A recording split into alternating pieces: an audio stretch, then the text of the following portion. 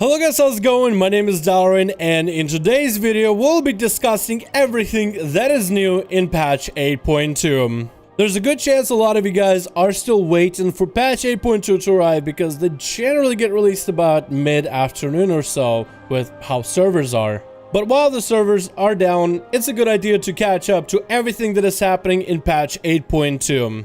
In this video we go over the major changes happening with the content in this brand new patch. So I hope you guys enjoy this video. Just kick back, grab yourself a beverage, and let's get on to what this new patch brings to World of Warcraft.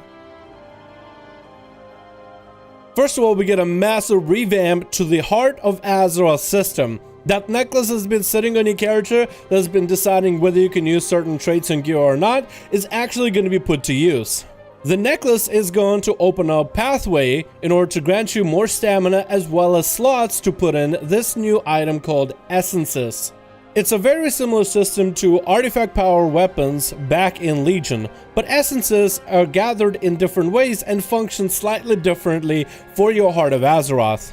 Except these essences function like a brand new passive or an active ability. Think of them almost like an interchangeable talent slot that changes like your talents.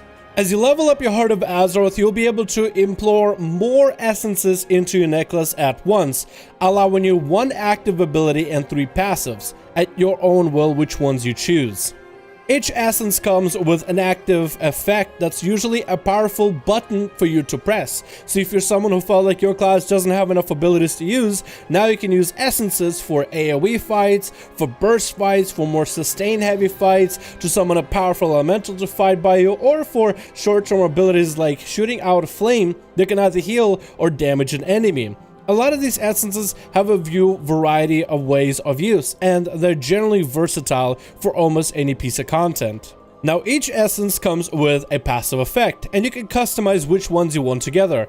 For example, you can have a powerful combo of an essence active effect that makes your crit abilities do more damage, and combine that together with another essence that has a passive.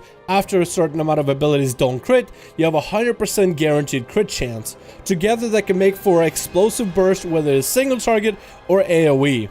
And there's a lot of other combos to look forward to when it comes to essences. Essences can be earned from PvE content as well as PvP content. The PvE content is going to include dungeons, raids, as well as reputation grinds. You'll even earn some essences as you venture into the brand new zone of Sitar, which we'll talk about in just a second. Other essences can be acquired through strictly PvP, like battlegrounds, arenas, and world PvP. Your mission is to acquire as many essences as possible, upgrade them over a period of time, keep working on your necklace in order to increase your class's power structure. The unlocks to essences does mean that you have to start farming Azerite power again for your necklace. But don't worry, there's going to be a lot of catch-up mechanisms as the expansion goes on. And with all the different content, you'll be able to farm up a fair amount of AP fairly quickly. Patch 8.2 is also going to introduce 2 new zones. We'll take a look at the first zone right now, Mecca Gan Island. It is a dystopian island full of scraps and bolts and mecha gnomes. King Mecca Gan is going to be entering the scene, the king of mecha gnomes and king of the island as well as the underground city of Mecca Gan. The whole zone is going to have a lot of stuff for you to do.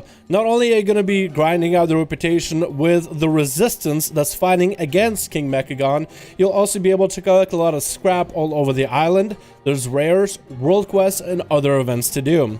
Besides that, there's also a tinkering that you can do even if you're not an engineer on Mecca Gan Island. Think of it as a profession locked to just that zone.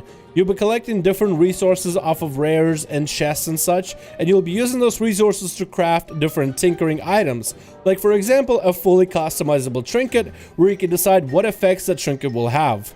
Besides the actual Mecca Gan Island with all the different rares and events, you'll also have a brand new dungeon, a 8-boss mega dungeon, very similar to what we got as a Karazhan dungeon back in Legion. The dungeon is going to have better loot, gonna be mythic only for the longest time until Blizzard does allow for different difficulties later on in the expansion. It's gonna have brand new mounts, pets, and toys to collect. Overall, between exploration, tinkering, and running the dungeon in Mecca Gan, there's a lot to do. The next zone that's coming out in patch 8.2 is Nazjatar. Think of Nazjatar as what it looks like to be on the sea floor without all the water, and that's exactly what that zone is. In a sense, Ajara is holding back the waves so that the player character can enter the zones, almost like her plaything rather than a formidable foe. The whole zone looks impressive with what Blizzard has done art design wise. You also have a lot of the creatures that normally would be underwater that are now flying and walking all over the sea floor. Just about everything is covered in corals and grime and muck and ocean water. It's a brand new zone where most of the war campaign and the story stuff will continue in World of Warcraft Battle for Azeroth. With the release of the Nazjatar zone, you also have the raid, Ajara's Eternal Palace. I've actually been inside of the raid and played it on PTR. The fights and the environment and everything, I gotta give props to the art team. They made a fantastic design for the whole palace itself. The boss fights itself feel very refreshing, and there's a lot of new mechanics that we haven't seen before or haven't seen in a while. Some previous bosses might have or might have not done before. With brand new palace comes in brand new loot, but this will also be one of the places where you will be able to upgrade your Heart of Azeroth as the content goes on. And then of course we'll have the mythic version of the raid coming out about 2 weeks after the release. From personal experience, I can say if you thought that Battle for Dalaran was a pretty fun and enjoyable raid, I think this one is going to be double that. Besides the raid, on Nazjatar there's actually a lot of activities to explore. Both Alliance and Horde will have to implore the help of citizens that live in Nazjatar. You will be able to embark onto new world quests and events in Nazjatar with brand new minions to assist you in combat, be they tanks, healers, or DPS. You'll be doing that in order to unlock the reputation with the different factions that you will be supporting in Nazjatar as Alliance or Horde. You'll also be able to get yourself catch-up gear on Nazjatar through world quests and other events. You'll be able to buy benthic gear that can be upgraded up to a maximum item level of 430.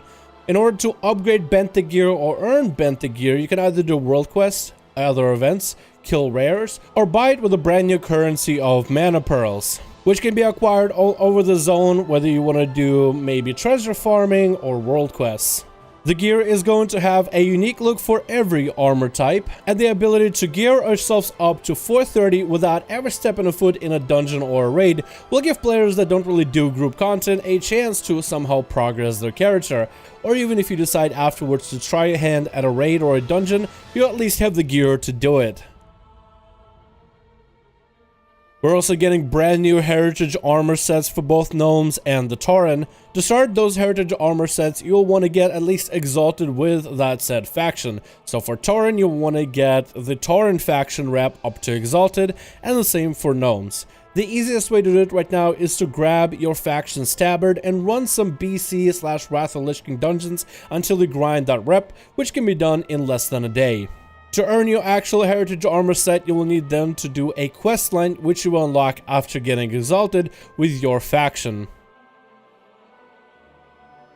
Then we got a lot of smaller changes coming in for patch 8.2.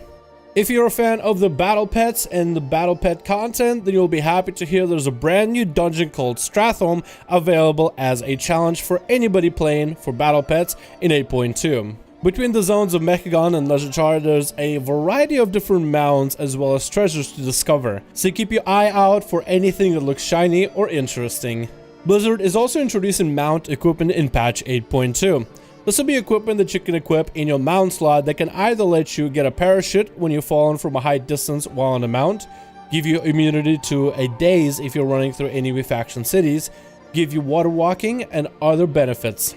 All of these mount equipment does sound like you'll be able to craft them through professions, so check your local auction house a week after the patch arrives in order to see if there's anything new. Pathfinder Part 2 achievement is going to be available in patch 8.2 as well. With Pathfinder Part 1 and Part 2 finished, you'll be able to fly in all the current zones of Jaras and Zandalar, as well as the new Mecca Gan and Nazjatar. Just make sure you have Part 1 completed, and for Part 2 you'll need to get revered with the two factions in brand new zones. You'll need to discover every nook and cranny of both Mecca Gan and Nazjatar. and have Pathfinder Part 1 completed in order to start flying in Battle for Azeroth. You should also be on the lookout for brand new world quest, whether it is on Mecca Gan or Sitar.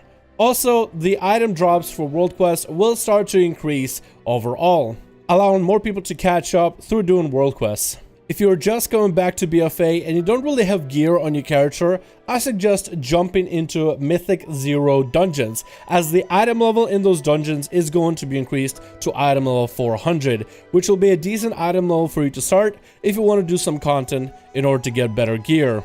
If you're logging on patch 8.2 expecting to do some arenas and Mythic Plus dungeons, the Season 3 for PvP as well as M Plus is going to be taken to hiatus for 2 weeks after the release of patch 8.2. 2 weeks later, the Season 3 PvP ladder are going to be resumed, and the Mythic Plus Season 3 with the brand new seasonal affix is going to be resumed as well. On top of all that, Blizzard is also going to be adding brand new islands. One is going to be very Mists of Pandaria inspired, and the other harks back to the days of Warcraft 2. There's also a variety of class changes, none of them are major, but some that might be important for any one of you, that I can link down in the description below. So if you want to check out some of the class changes for PvE or PvP, just check out the links in the description.